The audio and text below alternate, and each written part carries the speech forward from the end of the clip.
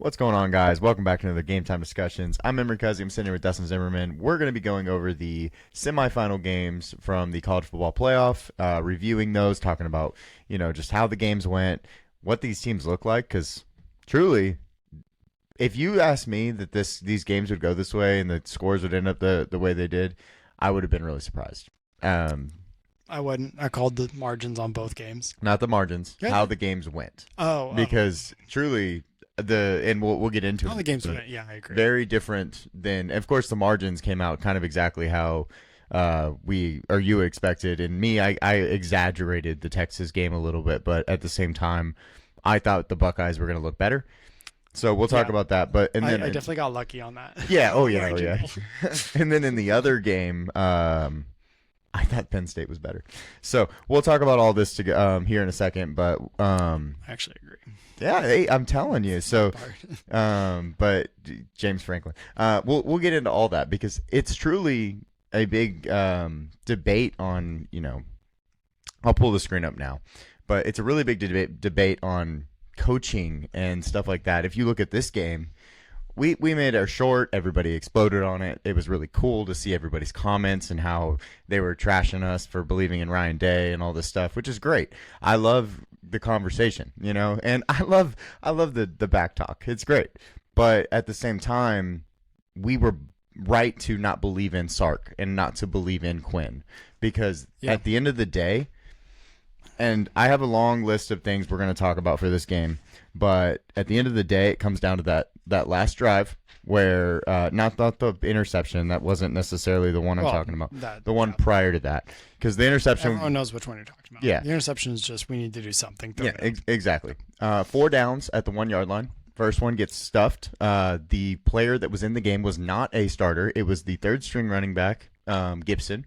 I disagree with that. That was a weird. I was watching it and they were like Gibson running. I was like, why? I understand why. Why is Wisner not in? Because he's the big guy and they think but it does not matter. Wisner's Put your running best for everyone he's played against. Exactly. Put your best running back that runs downhill in the game that you can trust. Okay. He doesn't go until the second down, and then I think everybody's going to get on Sark for this. Oh, yeah. And they have. And they should, because it was a terrible play call. You'd never run. I just don't get it. Like, do you not trust your offensive line? Like, I know that Ohio State has one of the best defensive lines and the best goal line defenses in the country. You're on the 1 yard line. Right. Like, what? Like, you could have done so many other things. Put Arch in there and let him run a QB sneak 4 freaking times. Well, I don't care. That or throw it between his legs to Gunnar Helm. Anything. They've done it twice this year. Once in that game, and it worked both times. Yeah. At least for 3 yards or however much they needed. I just don't get it because I'm on the side that Sark, like, I'm a believer that head coaches should not call plays. I just believe in that. Sure. Because there's just so much going on. They actually have a really bad track record. I saw a stat of head coaches that call plays. Yeah. It's not very good in NCAA and NFL. So let's just take that part out of the game, out of Sark's hands maybe. But in this situation, running a pitch sweep with 2 blockers out there, and they had a free player. It's just, I don't get it. The Buckeyes make the play, put Quinn in a bad situation on the next play. He misses the throw to Ryan Wingo, and then we see the final play where Jack Sawyer strip sacks him, 83-yard touchdown, and that was of course the play of the game. But I thought Texas came out and played great. I thought Texas looked good in this whole game. Defensively, they played well. Ohio State kind of looked like they did against Michigan, just flat, nothing to offer, nothing to offer. Yeah. So we'll get into it though. I want to talk about some guys, of course. If you look at the board, if you just look at the stats, pretty even. Neither team could get the running game really going. Yeah. And so that was good. I mean, good by the Longhorns to hold 2 of the best backs in the nation. And then on the other side, 58 rushing yards is not good enough for this offense. It does say 2 turnovers. Those 2 turnovers were in the last 3 minutes of the game. Well, one being the strip sack and then one being a desperation interception there's no point in taking a sack here. Exactly. At the end of the game, after no one's going to knock Quinn for that. It was 28-14. Actually, I think I did see commenters on one of the social medias, and I was like, if we're going to get on him for that pick, what? Get on Drew Aller. Did you want him to take a knee? Yeah.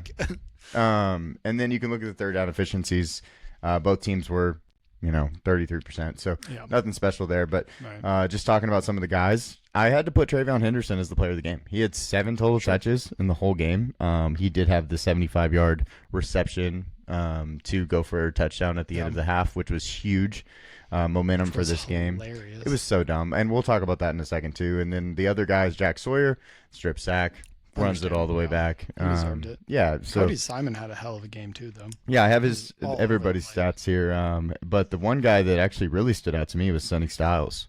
I feel like I've had heard his name more in this game than I did all ever. year. The whole time. 9 total tackles, a sack, and 3 tackles for loss, which is just something you don't see. And then he also had a pass breakup. So he's just played really well. How about JTT getting injured and still ending up with 1.5 sacks? Yeah, playing on that bummed ankle. Studs. Both him and Jack. We've been talking about them all off season or all playoff season. They're just both studs, and they do their thing. That whole defense is like Cody Simon, Sonny Styles, Caleb Downs, Latham, the whole group. Just a bunch of guys that can really play football and really help their offense out because they held Texas to 14 points. Yeah. And that's really what this game came down to was, just being able to outplay them on defense. And then they really showed a bend but don't break style too. It felt like if Texas had the ball on their own side of the 50, they drove down easily, got past the 50, almost no problem. But then after that, it became an absolute fight every single time. And then, of course, in the red zone and inside down to the 1-yard line. Obviously the furthest that you can take that bend but don't break, but props to them for staying strong and making those big plays when they needed them. The Buckeyes have, like we said, or I had allotted to earlier, is just one of the best red zone defenses in football. Yep. And I did, and I randomly go and watch other people's takes on these games, especially when we record this later in the week. Yeah. I went and who was it? I watched one of the big Joel Klatt maybe, or one of the guys talking about the game, and they were like, "Well, if you're talking about Texas and the scheme of what they needed to do is they need to pitch the ball, we can go outside and all this stuff, and you can't be getting on Sark as much." And I'm like, "Well, I don't care because you have to believe in your offensive line. Like we need." Like literally 24 inches to get in the end zone. Oh yeah. You don't think your offensive line can come off the ball and really just get you that little bit, especially with how well your running backs have played this year and all the different options you have to run the ball. I just didn't appreciate. Like I know that I get on Sark more than anybody, but like he got screened. Too. They ran a screen and put up a 75-yarder on him, and Sark does on offense. All he does on offense gets you kind of behind the sticks. Yeah. And I know that Quinn, everybody's gonna hate on him, but I don't know that. And I've talked about this a little bit, but I don't know that Quinn fits his offense. I don't know that Quinn is the right person for Sark's offense. I think Arch is actually a much better fit, and next year we'll know. Yeah. But they just lost a ton.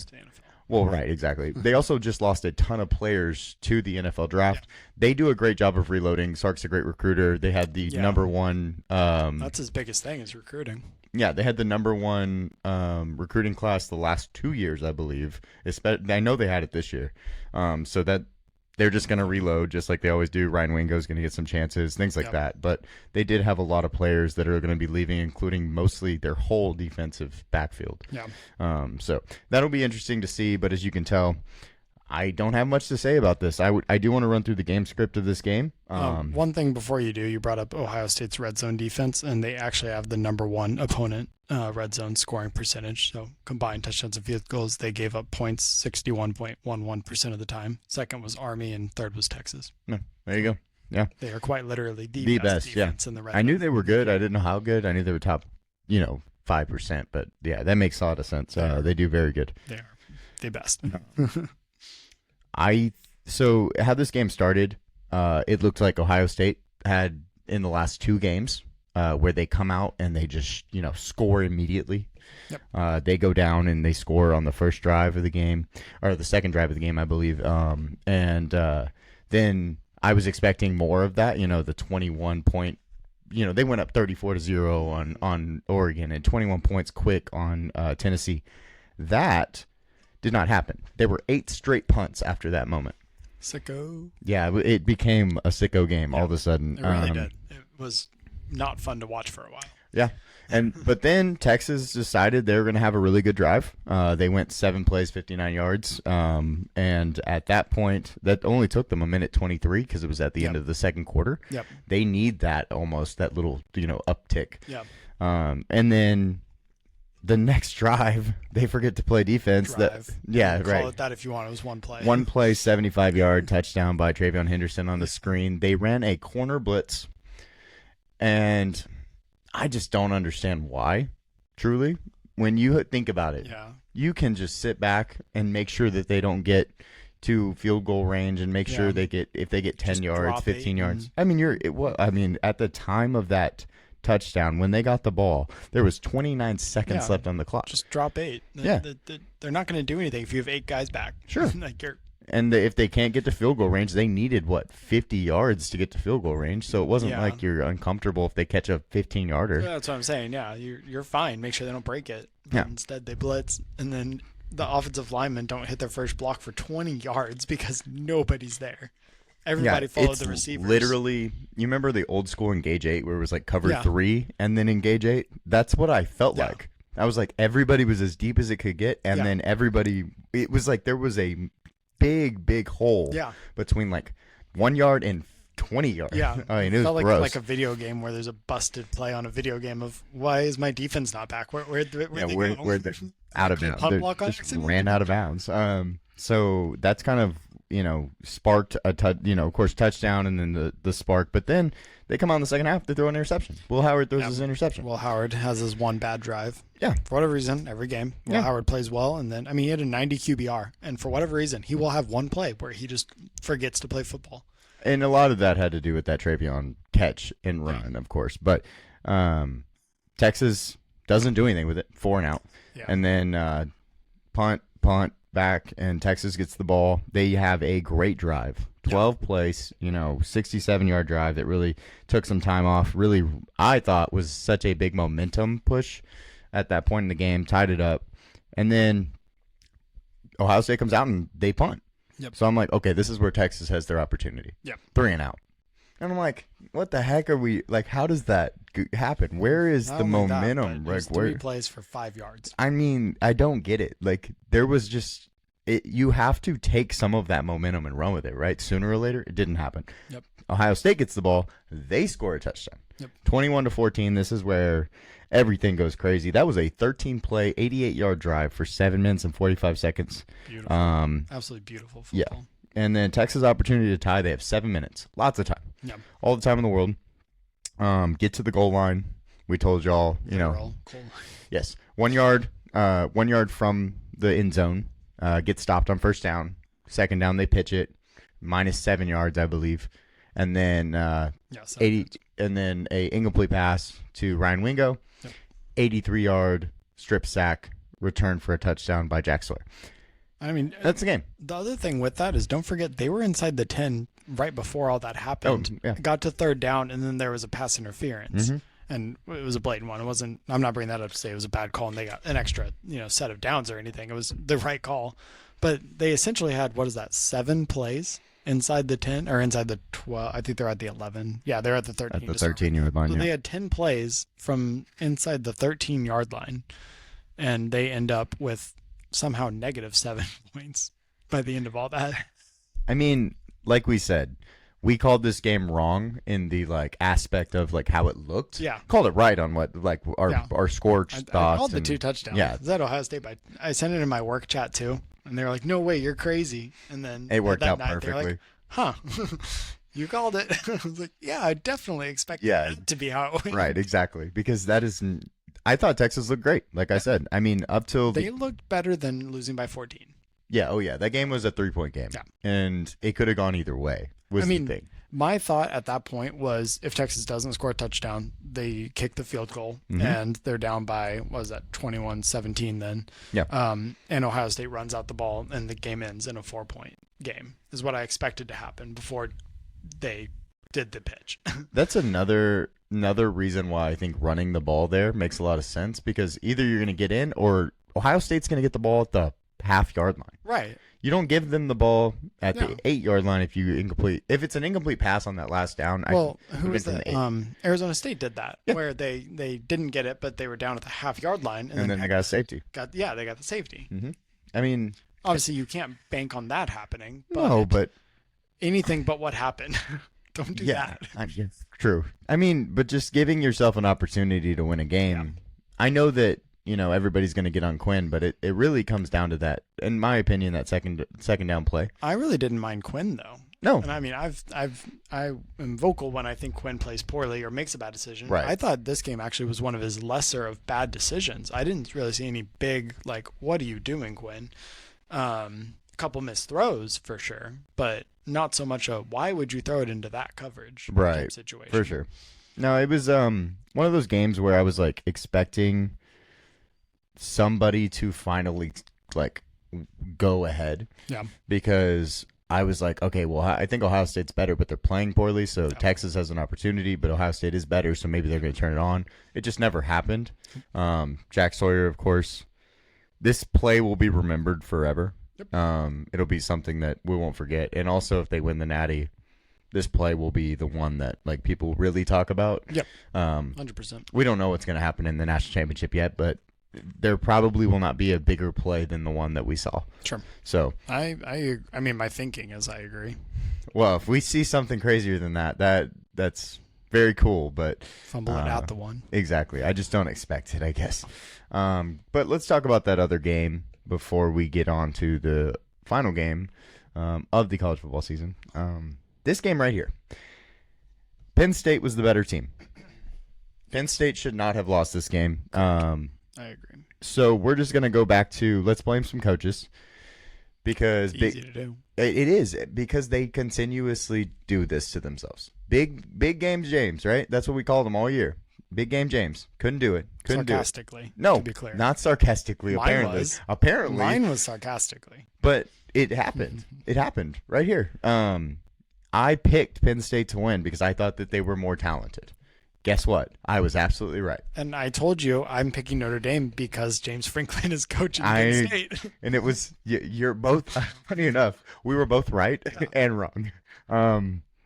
Just talking about some of the guys, I mean, you could have, the crazy part about this game is you could have given, and I know I put offensive player of the game, Jaden Greathouse, and then I actually put 2 Penn State players on there. Yep. You could have put the offensive player game from Penn State also, because they actually had the best plays, and Nick Singleton probably deserved it. Yeah. I just was okay, Notre Dame won. I got to put them up there.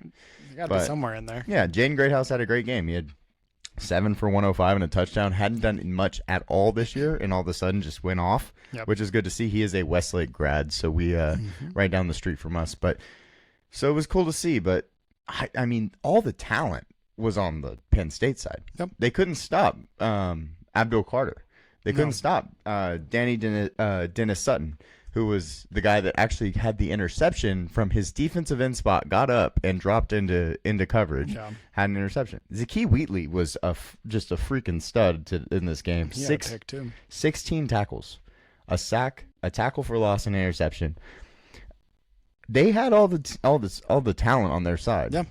And, of course, Drew Aller, we have to talk about him. He was 12 for 23, 135, 0 touchdowns and an interception. But they were doing it on the ground, as we expect them to. Yep. 204 yards on the ground. Better in the turnover, but they couldn't stop their third down. 11 for 17, allowing that.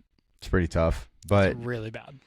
They were the better team. They went into halftime, and I was like, they should be up another touchdown. It's going to come back and bite them. Mm-hmm. And it did, because they went up 10-0 in this game. Shout out to Steve Angeli, though, for driving them down on that last possession to end the half after Leonard went down for a concussion examination. Solid. He looked great. I mean, I think if they don't get that field goal and have 0 momentum going into the second half, Penn State probably runs away with it. Because, I mean, It's hard to come out of a shutout in the first half and score points in the second half. Riley Leonard looked awful in the first half. Yeah.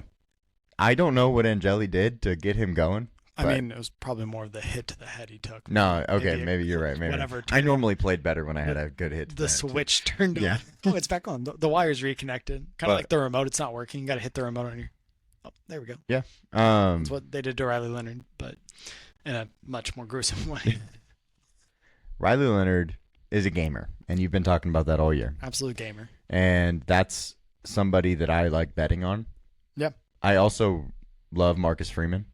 I'm a big Marcus Freeman. He is. Guy's fun to watch coach. He is so quiet, so chill. But for some reason, I just want to go play. You want to go play for that guy. You want to be a part of that. He's one of those guys. I really wonder what his behind closed doors speeches are like, because on press conferences and on the field interviews, he's so poised and calm and never yelling or even complaining. It's always just very matter of fact. Here are the facts. Right. Here's what happened. Straightforward. Right. Go forward. Move on. And I just know for a fact he's got to be behind the scenes, reverting to his player days of getting hyped with the team. And I think one thing to be said with young coaches is they're able to do that. Mm-hmm. Imagine Mac Brown coming back into the locker room and start jumping around to music and stuff. Not really. Don't fall. Yeah. Get the walker out. No. But with him, I think it builds a chemistry with the players, that you just can't get with the older coaches. Yeah. I just looking back at this game, and I know that we'll talk about some of the issues at the end of the game. But how about the fact that Penn State didn't have a single receiver catch a ball? That was funny. I don't. Funny. I mean, what is that? Scheme. That's got to be scheme. No, they're bad. Dusted. They're also bad. Of course, it's partly scheme. Yes, you could throw a bubble out there whenever you want to. But they're also bad. For it to be not a single one, that's got to be scheme. There's something to be said about, they can't get separation. Every pass is 2 yards downfield, and their best receiver went 6 catches for 9 yards. Right. Whatever. To not have a single one, as much as we make fun of Sark, maybe throw the screen. Try something. Do something to get him involved.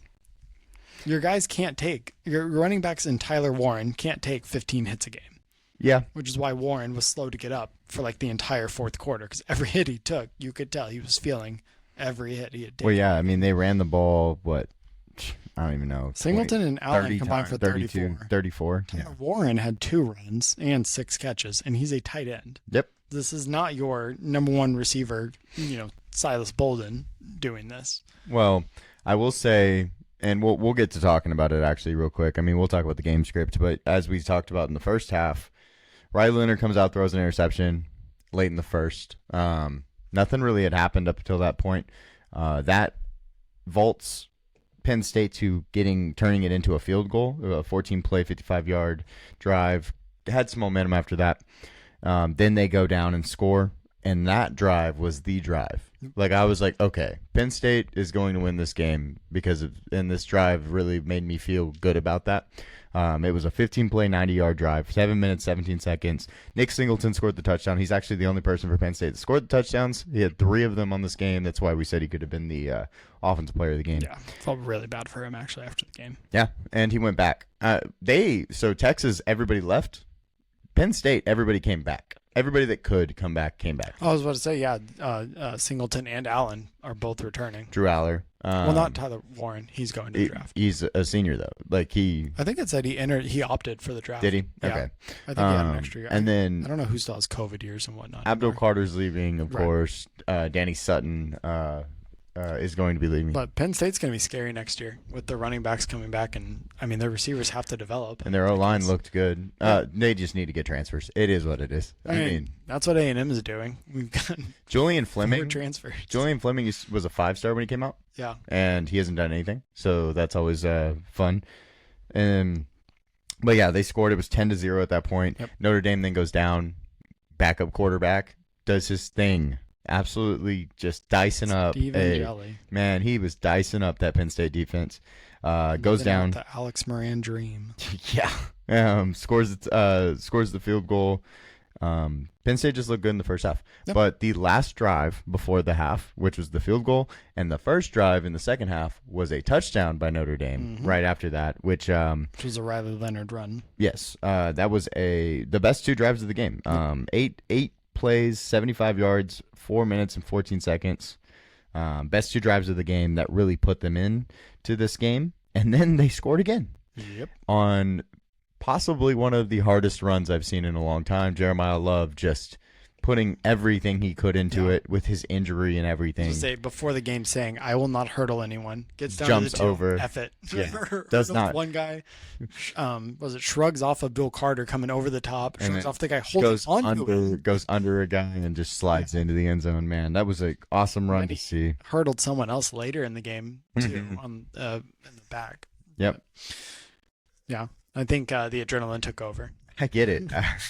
He probably felt really shitty the next day, but after they're like, "What about that hurdle roll?" And be like, "Don't ask." I don't feel anything on the thing right now. It's covered in ice. Don't ask. No, it's very Varsity Blues where they're like putting like cortisone shots in his knee and stuff. Yep. And then Penn State finally decides to play again. Yep. Scores their touchdown. 7 plays, 75 yards. They scored fast, man. Yep. Nick Singleton again, of course. Notre Dame interception on the first play of the next drive, which was big because it was, first off, it was a defensive lineman dropping into coverage. Yeah. Riley Leonard thinking he could fit it in there. Interception. But now you have all the momentum. You're in plus territory. They go and score 5 plays, 39 yards. Took them 2 minutes. There's 4 minutes and 38 seconds left on the clock. Or sorry, 7 minutes and 55 seconds left on the clock. Notre Dame gets the ball, and Jaden Greathouse is the reason he is on here. Is because of this drive. His defender slips on the route, 54-yard touchdown. He also then jukes out, I think it was Jalen Reed, in the back end, and scores the touchdown. He ended he had to have career highs and everything after this game. I feel like maybe not touchdowns, but you know what I mean. Like he had a great game, 54 yards on that one, and then the game will then end. Couple punts, nothing after that. But then we get an opportunity where Penn State gets the ball, and there is a total of 38 seconds on the clock. And they want to go score. They want to at least try to go score. Yeah, I'm not against that. Completely with it. Fine. Fair. What happened next, Emery? You want to tell them what happened next? My heart was ripped out. Drew Aller tries to throw the ball to one of his receivers, which was a bad decision if you didn't know this game. Where was he and where was the receiver? Well, he was in the backfield. Yes. I mean, that's all I can say about that. Fading out one way. Fading away. Across his body. Yeah. Back across the middle. Poor decision. Don't get me wrong.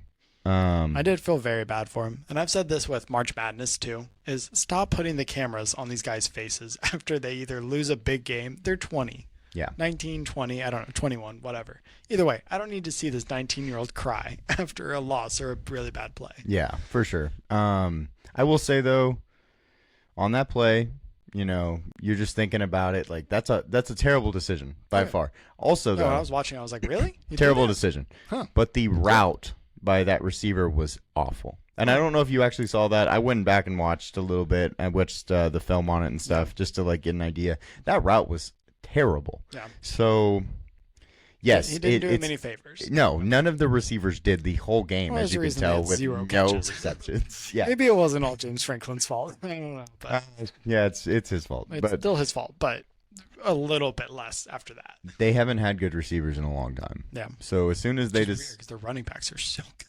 They have freak athletes. Yeah. They just don't get them involved. But at the same time, the pick happens. Then, funny enough, I was actually going to say, oh, that's how the game ends. There's 33 seconds on the clock. No. They're on the 42, Notre Dame is. They go and they get serious yardage from there. They actually go from the 42 to the 23-yard line to kick the field goal to win the game. Yep. And it was a 59-yarder. Go all the way to the 23. It's a 40-yarder. That's a huge difference. Yeah. Mitch Jeter's good. He probably could kick it from 55. Yeah. Fine. But in those circumstances, giving your kicker a chance. Yeah. Cam gets mad all the time about the Bears. The Bears said, "Oh, we have 2 timeouts. We got the ball. Yeah. We don't need to move the ball forward. We have a good enough kicker." Yeah. And then the ball gets blocked. The Bears start to lose games. Yada yada yada, and they fall apart and win 5 games on the year. Well, this is the same situation, but Marcus Freeman's like, no, we're gonna try to get some extra yards, help our kicker out, get it inside, the 25-yard line, and give him a chip shot. I was happy to see it. I am very tired of these play calls where it's like, okay, try to get to this spot on the field, left, right, hash, or right down the middle, but don't worry about getting extra. Like, no, get your kicker some help. We do not need to. Like, there's almost no downside, especially in this situation. Go to overtime. Yeah, don't throw a pick. How about that? But keep it on otherwise, the ground or do quick plays, or you've got a smart enough guy in Riley Leonard to know not to force it. Yeah. Like, I was so happy to see them actually run a real offense and not just play it safe. Hope we keep it in the middle. Exactly. And also, so fun to watch. I just want to put this out there. Penn State did call 2 timeouts. Yeah. So during that time, trying to think they might get the ball back, they did call 2 timeouts just to be safe. Was really interesting with that little time left. Probably would not have, but I understand after they got to the 25. Yeah. It's like it's a 42-yarder, but at the same time, I think at that point you just play it out. I mean, the thing, well, even with what they did nothing. Their offense after that was at that point with this high level, this is not a video game. There is almost no difference between 5 seconds and 15 seconds at that point, versus force the offense to not have those timeouts granted to them and make them play hurry up. Yeah. I don't know. The risk benefit felt like you play it out. Yeah, I agree. And I'm a believer in, call your timeouts while you're on defense because you can control the clock while you're on offense. But that is a situation where you have to have time to control the clock on offense. And again, there wasn't any. There's a minute and a half, 2 minutes left, not 30 seconds versus 15 versus 5. Yeah. Yeah, completely agree. Especially when your receivers have no catches. What exactly is your plan on offense? Tyler Warren. Tyler Warren. Hope the running backs are running next to him for a pitch. I mean, Nick Singleton had 33 receiving yards. Touchdowns. He felt horrible for that game. Yeah, I know. That is prime example of please stop showing Nick Singleton being so upset. Like, I feel so bad for him. He played his butt off. Yeah, I agree. He should be nothing but cheered, not remembered for the sadness he showed after. Yep, but Penn State loses, and we have to talk about a Notre Dame versus Ohio State national championship game. So I'm going to let you start it off, just kind of using all the stuff that's up there and where you're going to go and what you think and how you expect the game to go. It is -8 to Ohio State right now. Yeah, I'm shocked it's that high. I think Ohio State wins. My thought, though, is that it's by like 4-7, not 8. Not more than that. I think it'll stay one possession. And I think it's mainly because Ohio State in the game against Texas and the game against Michigan did not have the enthusiasm to drop the 40, 50 points that we thought they could do if they really needed to. Like against Tennessee, 34 in the first half. They could have dropped 70 on them if they wanted to, but they chose not to, which was very nice of Ryan Day. I think with that and Notre Dame's defense being so good, we probably see them score somewhere in the mid to high 20s again. And then Notre Dame being as gritty as they are, be able to keep up. But I just think Ohio State ends up getting a lead and maintaining a lead, not so much a back and forth so much. Where do you see? So you're picking Notre Dame +8 then? I would take Notre Dame +8, but I would not take like the money line Notre Dame. Like, hey, I think this is a real possibility, or not. I don't want to say real possibility because it's always a possibility. But I would take Notre Dame +8. Sure. So I personally don't think it's a one possession game. No. So I would have to say Notre Dame by 2 touchdowns. Just kidding. No. Just kidding. Ohio State. I think it's a 2 possession game to Ohio State. I think we're going to be 10 to 14 points, maybe 13, whatever, however you want to do your math on it. But I just think they're the better team. Yep. I think that it showed in Notre Dame's game against Penn State when Notre Dame, of course, didn't look like the better team. Penn State was the better team all game. They just happened to have a worse coached team. Now, I don't know that that's not a different story here in the coaching aspect of it. Yeah. But at the same time, I just think there's way more talent on the Ohio State side of it than there is on the Notre Dame side. Sure. Absolutely. I think that top to bottom, you could make a case that every position, Ohio State's better. Yeah. Every position. Yep. And that makes it really hard for me to be like, yeah, Notre Dame. Because truly, where does – I think they have them covered everywhere. Where is Notre Dame better? Do you have a spot? Mitch Jeter's pretty good. Okay. Well, fine. Kicker. Nobody ever respects the kicker, and somebody's got to be the beacon for them. I mean, but I'm here. I will say Will Howard is probably the better option. It's a good toss-up between. I would take Will Howard over Riley Leonard. It's close. I think Riley Leonard will absolutely will that team. I think the running backs are a lot closer, too. I mean, as a total, I would take Penn State's, but I'm not totally convinced. Ohio State's.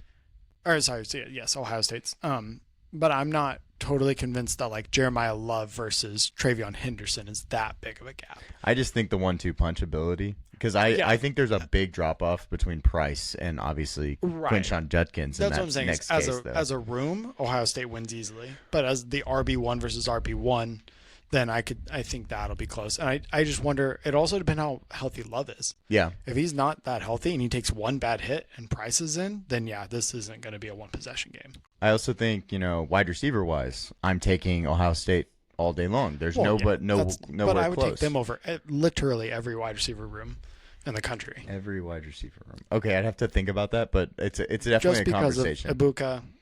Jeremiah Smith, obviously, and then Carnell Tate had a great game. He dropped it on the first possession, I think. Yeah. But then after that, he had a great game. He had the most receiving yards in that game. He played really well outside of the one drop. Offensive line, it's close. I think that's a close debate. But defensively, I think defensive line, it goes to Ohio State. I think linebackers, linebackers goes to Ohio State. And then the secondary, they've got literally 5 guys that are all going to be pro. Yeah. No, Ohio State. Like I said, I think Ohio State gets a lead, and then I think it's a 2 steps forward. Notre Dame takes their step forward. Ohio State takes theirs. Notre Dame takes theirs, but never actually not a like 21-17, 24-21, 28-24. Right. Gotcha. Well, I think that then we're on the same page in this game, but yeah. You just have them by a little bit more. Yeah, so it's basically add 1 score to my prediction, and that's your prediction. Yeah. I wonder too. I think the biggest problem with Ohio State is they have started great and then they've slowed down. Well, that's the whole thing we had with Texas, and kind of what Ohio State did against Texas. I expected them after that first drive of stopping Texas, get their touchdown, but then, like you said, what was it? 6, 7 straight punts. 8 straight punts. So never mind on taking off. Yeah. But I do think that, like we said, Ohio State wins. We've been talking about Ohio State being the best team in the nation basically, I don't know, 8 weeks now. Yeah. So we've kind of preached this. You did have a great call, though. Notre Dame did lose to Northern Illinois, and then all of a sudden you were like, well, they're going to make the playoffs. Yep. And they did. They made it all the way, obviously, to Natty. And so that was a great call by you. So we've kind of been on this train this whole year talking about these guys and how good these teams are, and now we get to see them meet. It's going to be a great game. I just think that Ohio State is just more talented. Their power ranking is first, and of course Notre Dame's is second. But I think that I think Texas would have beat Notre Dame if Texas would have come out of this game. But Ohio State. We had kind of talked about, and I believe Cam said it too, was the winner of Ohio State Texas. I mean, that's essentially the national championship. Yeah. Or Oregon. Oregon, Ohio State? I think Oregon, Ohio State, or Texas. All three would have been my pick if I had to pick. So it's kind of one of those things where that side of the bracket was just absolutely stacked, and they have to switch. They have to change how they seed these things. They're definitely going to. Because everybody already made a big deal of it, so they have to. I mean, it's also fair, though. I mean, like Arizona State shouldn't have been the 4. Boise State. 3. Yeah, Boise State being the 3. Yeah. Both of those should not have happened. So, like Ohio State being number 8 is insane. Notre Dame being number 7. Well, not the worst. Ohio State was actually supposed to be 6. So at the end of the year, AP supposed to be based on AP. But I still would have probably had them higher. I mean, you and I would love to have. You've been saying for the last 2 months that they're your favorite team in terms of talent. Yeah. So and they are, and that's why they're here. Proved it. But that's my point. Is even though they're supposed to be 6 or 8 or whatever, I still would have had them in the top 4. Yeah, agreed. Notre Dame would have been 3rd. Yeah. So which I'm fine with. Absolutely deserving. I I don't love an independent being that high. I was gonna say we should probably make a rule where independents have to be at least 5th. Well, they at least don't get a follow bye. some of the ACC schedule, so it's not as bad as like UConn, for instance, where they're just kind of playing whoever every week. Yeah, they don't follow anything. Yeah. But yeah, so I think these are fair predictions based on what we've seen so far. Big thing that I wanted to point out, of course, Ohio State's top 5 and everything except for turnover margin. So because Howard has his bad plays. Yeah, and then they turn it over, which could happen in this game. But I just think the talent on the Ohio State side is going to be too much for Notre Dame to stop overall.